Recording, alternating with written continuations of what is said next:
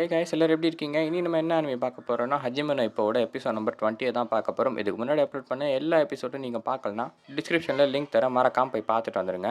இந்த எபிசோட ஒரு செகண்ட் கூட ஸ்கிப் பண்ணாம பாருங்க. ஏன்னா செய்க தரமான செய்க. சரி வாங்க நம்ம டைம் வேஸ்ட் பண்ணாம கதைக்குள்ள போயிடலாம். எபிசோட் ஓப்பன் பண்ணோடனே போன எபிசோடோட கண்டினியூஷன் தான் காட்டுறாங்க. நம்ம டக்கமரை வந்து கவுண்டர் பஞ்ச் வாங்கி கீழே விழுந்துட்டான். இப்போ இதை பார்த்து பயங்கர ஆச்சரியமா வரும். ஏன்னா இது வரைக்கும் டக்கமரை வந்து கீழே விழுந்ததே கிடையாது. அங்கே இருக்க எல்லாம் பார்த்தீங்கன்னா அவன் ஆப்போனண்ட் தான் சப்போர்ட் பண்ணிக்கிட்டு இருக்காங்க. ஏன்னா அவன் சாம்பியன் வேற இல்லையா. ஐயோ அண்ணன் தோத்துருவா போது, அவர் தோக்கக்கூடாதுன்னு இப்போ என்ன பண்ணுறான்னு பார்த்தீங்கன்னா வாயிலிருந்து ரத்தம் ஊற்றுது. இருந்தாலும் பரவாயில்லன்னு என்கரேஜ் பண்ணிக்கிட்டு இருக்கான். அண்ணன் எழுதுருங்கண்ணே, தோக்காதீங்கண்ணேன்னு. என்ன பார்த்தே தோத்துருவன்ட்டானா அப்படின்னு இந்த பக்கம் டக்கமரை யோசிக்க, நம்ம பசங்களும் பார்த்தீங்கன்னா கூட சேர்ந்து என்கரேஜ் பண்ணுறாங்க. தோத்துறாதீங்க, நீங்கள் டைட்டில் வின் பண்ணாதான் அது எங்களுக்கு பெருமை அப்படின்னு சொல்லி கத்துறாங்க. கூட சேர்ந்து அங்கே இருக்க ஆடியன்ஸை கத்த ஆரம்பிக்கிறாங்க. தக்காளி என்னையே குறைச்சி எடை போட்டிக்கலாடா, நான் எழுந்துக்கிறேன்டான்னு சொல்லி நம்ம டக்கமரை எழுந்து நிற்க, நம்ம பசங்களை வேற லெவல்ரா, நம்ம அண்ணன் ஏஞ்சி நின்ட்டாருன்ற மாதிரி தான் பார்க்குறாங்க. ரெஃப்ரி சண்டை போட முடியுமான்னு கேட்குறாரு. சண்டை போட முடியும் ஒன்றும் சொல்கிறான். மறுபடியும் காங்க அடிச்சு மேட்ச் ஸ்டார்ட் ஆகுது. இப்போ அவனோட ஆப்போனண்ட் என்ன பண்ணுறாரு பார்த்தீங்கன்னா தொடர்ந்து பஞ்ச் கொடுத்துட்டே இருக்கான். அவனோட ஸ்பெஷாலிட்டி வந்து ஸ்ட்ரெயிட் பஞ்ச் தான். நம்ம டக்கமரா என்ன பண்ணுறாரு பார்த்தீங்கன்னா காடை இறக்கிட்டு அப்படியே ரோப் பக்கம் போயிட்டு அவன் பஞ்ச் எல்லாத்தையுமே மிஸ் பண்ணிக்கிட்டு இருக்கான். வாத்தியார் பார்க்குறாரு, இவன் என்னடா பண்ணிக்கிட்டு இருக்கான், அவனை வேணுன்னு வெறுப்பேற்றுறானான்னு. கடுப்பான இவனோட ஆப்போனண்ட் என்ன பண்ணுறான் பார்த்தீங்கன்னா என்னக்கே காடை இறக்கிட்டு நிற்கிறியா, இருடா அவனுக்கு என்னோட பஞ்சை கொடுக்குறேன்னு சொல்லிட்டு ஸ்ட்ரெயிட் பஞ்ச் கொடுக்கலான்னு வரான். நம்மளால் என்ன பண்ணுறாரு பார்த்தீங்கன்னா அதை மிஸ் பண்ணிட்டு ஒரு அப்பர் கொடுக்குறான். அவனோட மவுத் பீஸே சதுரிடுது. அச்சடி கலங்கி போய் அப்படியே பின்னாடி போவ நம்ம டக்கமரா என்ன பண்ண போறாருன்ற மாதிரி தான் இங்கே எல்லாரும் பார்த்துட்டு இருக்காங்க. இவன் என்ன பண்ணுறாரு பார்த்தீங்கன்னா அவனை ரோப் பக்கம் தள்ளி விட்டுட்டு டமால் டிமில் நடிச்சிட்டு இருக்கான். ரைட்டு லெஃப்ட்னு சொல்லி பேரேஜ் அட்டாக் பண்ணிட்டு இருக்கான். ஆனால் அவனோட ஆப்போனண்ட் கார்டு வந்து சரியான ஸ்ட்ராங்காக இருக்குது. அதை உடைக்கவே முடியல இவனால். கார்டு வச்சா என்னோட பஞ்சை தடுக்கலான்னு நினச்சியா, என்ன என் ஜூனியர் முன்னாடி அசிங்கப்படுத்திட்டேன், உன்னை சும்மா விட மாட்டேன்னா நம்ம டக்கவரை என்ன பண்ணுற பார்த்தீங்கன்னா ஒரு பஞ்சு கொடுக்குற அந்த கார்டு உடஞ்சிது. அவ்வளோதான்டா அவன் கதையை முடிக்கிறான்டான்னு சொல்லி ஹூக் கொடுக்கலான்னு போகிறான். பைத்தியக்காரன், இந்த மாதிரி ஹூக் கொடுக்க போய் தான்டா கவுண்டர் பஞ்ச் வாங்கினா நம்ம வாத்தியார் கத்துறாரு. மாட்டிக்கினியாடான்னு சொல்லி அவனோட ஆப்போனண்ட் என்ன பண்ணுறாரு பார்த்தீங்கன்னா கவுண்டர் பஞ்ச் கொடுக்கலான்னு வரான். அது டக்கமரை வந்து தப்பிச்சிடறான். ஒரே ட்ரிக் 2 வாட்டி யூஸ் பண்ண அதில் நான் மாட்டுவேன் நினச்சேடா லூசு பையில, என்ன அசிங்கப்படுத்துறதுக்கு வாங்கிக்கடா அப்படின்னு வாயில் ஒரு குத்து, பல்லுலாம் செதறுது. தக்காளி உள்ள ஜூஸ் புழியறண்டா இப்போ பாரு அப்படின்னு சொல்லி தொடர்ந்து பேரேஜ் அட்டாக் கொடுக்குறான் வயிற்றுல வாயிலன்னு. அடிச்சடிக்கு பார்த்தீங்கன்னா அவன் கலங்கி போய் அப்படியே கீழே விழுந்துட்டான். ஆனால் அவன் திரும்பியும் அடிக்கிறதுக்காக வர ரெஃப்ரி வந்து தடுக்கிறாரு. போதுப்பா நிறுத்துப்பாடு. அந்த இடமே அமைதியாவது என்ன ஆக போகுது, சாம்பியன் எழுந்து நிற்பாரா அப்படின்னு பார்த்துட்டு இருக்காங்க. அவனும் பார்த்தீங்கன்னா நகரா மாதிரியே இல்லை. உடனே ரெஃப்ரி என்ன பண்ணுற பார்த்தீங்கன்னா டக்கமராக்கு வின்னு கொடுத்துட்றாரு. அவ்வளோதான், knock out match. Japanese title Takamura எடுத்துட்டான். பெல்ட் எடுத்துன்னு மாட்டின்னு இப்போ ஒரு போஸ் கொடுப்பான் பாருங்க, பார்க்கறதுக்கே வேற மாதிரி இருக்கும். அங்கே இருக்கவங்களாம் கத்துறாங்க டக்காமோரான்னு. நம்ம பசங்க வந்து கண்ணு கலங்கிடுறானுங்க, வேற மாதிரி மேட்ச் ஆயிடுதுன்னு. அப்படியே மேட்சை முடிச்சுட்டு செலிப்ரேஷன் பண்ணுறாங்க. நம்ம வாத்தியார் பார்த்தீங்கன்னா மட்டையாயிடுறாரு குடிச்சு.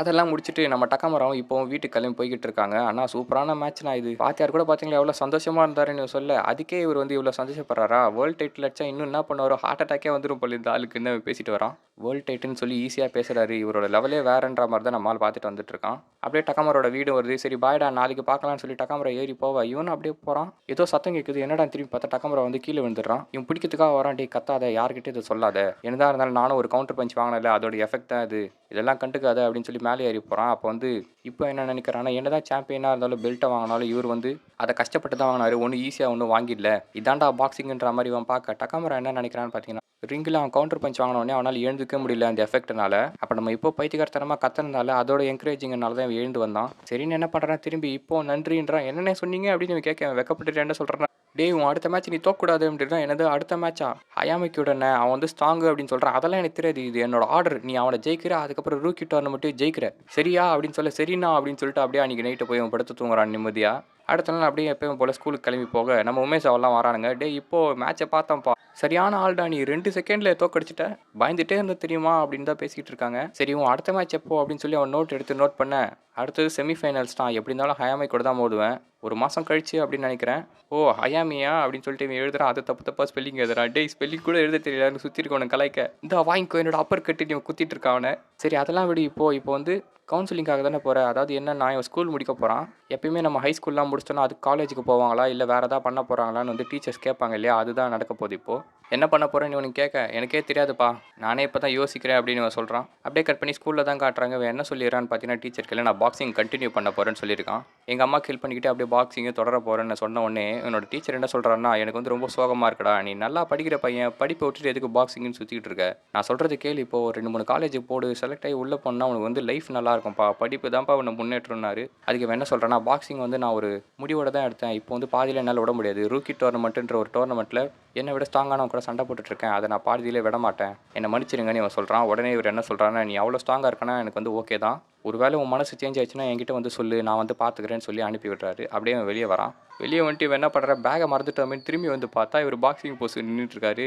பசங்கனாலே பாக்ஸிங் எல்லாருக்கும் பிடிக்கும் தான். தலைவருக்கு இது கேட்டு இன்ஸ்பிரேஷன் ஆயிடுச்சு போல, அதான் போஸ் குத்துட்டு நிற்கிறாரு. இவனும் பேக் எடுத்துட்டு அங்கேருந்து வெக்கப்பட்டு ஓடி வந்துடுறான். ஓடி வந்து பார்த்தீங்கன்னா ஒரு ஆற்றுக்கு பக்கத்தில் தான் உட்காந்துட்டு இருக்கான். ரொம்ப சோகமாக இருக்கான். அவனுக்கு வந்து கொஞ்சம் பயம் இருக்குது. ஏன்னா அடுத்த ஆப்போனட் வந்து ரொம்ப ஸ்ட்ராங்குன்னு சொல்லி இப்படியும் உட்காந்துட்டே இருக்க அந்த பக்கமாக ஜாகிங் போகிற நம்ம கோபாஷி வரான். இதுக்கு முன்னாடி அவன் சண்டை போட்டா பார்த்தீங்களா, அவன் தான். என்னடா இங்கே உட்காந்துட்டு இருக்க, அண்ணா நீங்களாண்ணே இங்கே என்ன பண்ணுறீங்க அப்படின்னு கேட்குறான். இல்லைப்பா உன்னை பார்த்தேன், நீ ரொம்ப சோகமாக இருக்க மாதிரி தெரிஞ்சு அதான் பேசலான்னு சொல்லி வந்தேன்றதை அவன் சொல்கிறான்.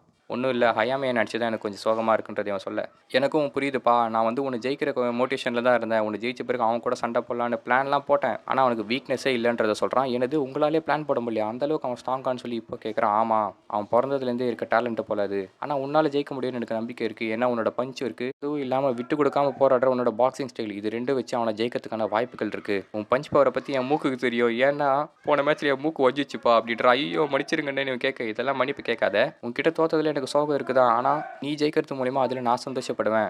நீ ஜெயிச்சா அது நான் ஜெயிச்சா மாதிரிடா, மறக்காமல் எங்களை ஞாபகம் வச்சுட்டு இந்த ரூக்கி டோர்னமெண்ட்டை ஜெயின்னு சொல்லி அமுச்சு விட்றான். இவன் வந்து அப்படியே யோசிச்சு பார்க்குறான். இதுக்கு முன்னாடி இவன் மோதனா ஓசுமாவும் சரி கோபாஷியும் சரி 2 பேருமே இவனோட ஃபீலிங்ஸை புரிஞ்சுக்கிட்டு இவன்கிட்ட அவங்களோட ட்ரீம்ஸை ட்ரெஸ் பண்ணியிருப்பாங்க, ரூக்கி டோர்னமெண்ட்டை வின் பண்ணணும்னு சொல்லி. அதனால் இவன் என்ன பண்ணுறான்னா, கண்டிப்பாக நான் வின் பண்ணுவேன், போராடுவேன்னு சொல்லி மோட்டிவேஷனோட அடுத்த நாள் ஜிம்முக்கு தான் போகிறான். இவன் போனவுடனே வாத்தியார் இவனுக்காகவே வந்து ஒரு 4-5 CD வச்சிருக்காரு. இதில் ஒரு CDயில் உன்ன மாதிரி ஒரு இன்ஃபைட்டர் கூட அவன் மோதிருக்கான், இந்த மேட்சை நல்லா பாருன்னு சொல்லி போட்டு காமிக்கிறாரு. மேட்சும் நடந்துகிட்டே இருக்குது, 2 பேரும் நல்லா தான் ஃபைட் பண்ணிக்கிட்டு இருக்காங்க. ஹயாமியோட டிஃபென்ஸும் ரொம்பவே நல்லா இருக்குது. இப்போ வந்து அந்த வீடியோவை நிறுத்திட்டு வாத்தியார் ஒன்று சொல்கிறாரு. என்னன்னா, இப்போ ஹயாமி ஒரு 1-2 கொடுக்க போகிறான், நீயா இருந்தால் என்ன பண்ணுவேன்னு கேட்க, இப்போ என்ன சொல்கிறான்னு பார்த்தீங்கன்னா, ஃபஸ்ட்டு பஞ்சை பிளாக் பண்ணிட்டு செகண்ட் பஞ்சை இப்போ டைவ் பண்ணி உள்ளே போய் ஒரு ஹூக் கொடுப்பேன் அப்படின்றத சொல்கிறான். அப்படியே வீடியோ ஆன் பண்ணுறாரு. இவனும் அதே மாதிரி தான் பண்ணிக்கிட்டு இருக்கான். ஆனால் என்ன ஆகுதுன்னு பார்த்தீங்கன்னா, அவன் டைவ் பண்ணி உள்ளே போகிறான். அப்போ ஹயாமி ஒரு ஷாட் அப்புறம் கொடுத்துட்றான். அதுக்கப்புறம் அவனோட ஷார்ட் கன் யூஸ் பண்ணி அவனை அடித்து பொல நாக்கிடுறான். இதை பார்த்தோன்னே இப்போட மூஞ்சே மாறுது. ஏன்னா வந்து அவன் போட்ட ஸ்ட்ராட்டஜி அப்படியே உடச்சி போட்டான். இதுதான் இவங்ககிட்ட இருக்க அட்வான்டேஜ். இந்த மாதிரி இன்ஃபைட்டர்ஸ் கூட மோதும் போது இந்த ஷார்ட் அப்புறம் யூஸ் பண்ணி தான் எல்லாரையும் தோக்கடிச்சிருக்கான். இது வரைக்கும் ஒரு மேட்ச் கூட இவன் இன்ஃபைட்டர்ஸ் கீழே தோத்ததில்லை. ஐயோ அப்படின்னா நான் என்ன பண்ணுறது அப்படின்னு இப்போ கேட்க, பயப்படாத, அதுக்கு தான் நான் வந்து ஒரு பிளான் வச்சிருக்கேன். உன்னோட டிஃபென்ஸை நம்ம இன்க்ரீஸ் பண்ணணும், வா ட்ரைனிங் எடுக்கலாம்னு சொல்லி ட்ரைனிங் எடுக்க தூட்டு போயிருக்காரு. ஒரு கிரவுண்டில் வச்சு என்ன பண்ணுறாரு பார்த்தீங்கன்னா, அவன் கொடுக்குற பஞ்செலாம் நீ வந்து வாங்கிட்டு அப்படியே நிற்கணும். ஒரு கட்டத்துக்கு மேலே அவனுக்கு ஸ்டாமினா போயிடும். அந்த சுச்சுவேஷனை யூஸ் பண்ணி உன்னோட பவர்ஃபுல்லான பஞ்சை நீ கொடுக்கணும். தயவு செஞ்சு எந்த மிஸ்டேக்கும் பண்ணி அவனோட பஞ்சை மூஞ்சில் வாங்கிடாதன்றதை சொல்கிறாரு. சரி ட்ரைனிங் ஆரம்பிக்கலான்னு சொல்லி கழுத்துக்கு அடிக்கிறாரு. ஐயோ என்னையா கழுத்துக்கு அடிக்கிறான்ற மாதிரி அவன் பார்க்க, டே இதையே உன்னால் மிஸ் பண்ண முடியல, அவனோட ஷார்ட் கன்லேருந்து உன்னால் தப்பிக்க முடியாது, உன்னோட தலையை வந்து கீழே வச்சுக்கோ, நல்லா டிஃபென்ஸ் பண்ணு அப்படின்னு சொல்லி அப்படியே ட்ரைனிங் எடுக்கிறாங்க. அன்றைக்கி நைட் என்ன ஆகுதுன்னு பார்த்தீங்கன்னா, நம்ம பசங்க எல்லாம் சேர்ந்து ஆவோக்கியோட ராமன் ஷாப்புக்கு தான் போகிறாங்க. எல்லாம் உட்காந்து தின்னுட்டே இருக்க, மூஞ்செல்லாம் வீங்கி போயிருக்கப்பா, பயங்கரமாக ட்ரைனிங் எடுக்கிற போலியே அப்படின்னு நம்ம பசங்க கேட்க, ஆமாம் என் ஆப்பனண்ட் ரொம்ப ஸ்ட்ராங் இல்லை, அதுக்காக இந்த ட்ரைனிங் கூட எடுக்கலாம் எப்படி அப்படின்னு பேசிகிட்டே இருக்க. டக்கமரா என்ன பண்ணுறேன்னா ஆவோக்கே கலாய்ச்சிட்டு இருக்கான். டே நீ பேசாமல் பாக்ஸிங்கை விட்டுறா, இந்த நூடுல் ஷாப் ஆரம்பி, நல்ல ஃபியூச்சர் இருக்குது உனக்கு, நாளைக்கு செமிஃபைனல்ஸ் இருக்குது, அப்படியே உட்காந்துட்டு இருக்க. ஆமாம் நான் பதட்டத்தில் வந்து எனக்கு தூக்கமே வரல, அதனால தான் இங்கே நின்று இன்னும் வேலை செஞ்சுட்டு இருக்கேன்றதை சொல்கிறான். டே இப்போ நீயும் ஒன்றும் பயப்படாதரா, நாளைக்கு நடக்க போகிற மேட்ச்சில் ஹயாமி வந்து ஆவோக்கியோட கர்டைன் ரைசர் தான், அதாவது ஓப்பனிங் மேட்ச் மாதிரி. நான் தான் முன்னாடியே சொன்னல, பெரிய பெரிய மேட்ச் நடக்கும்போது சின்ன சின்ன மேட்ச் வந்து ஓப்பனிங் மேட்ச் மாதிரி நடத்துவாங்கன்னு சொல்லி.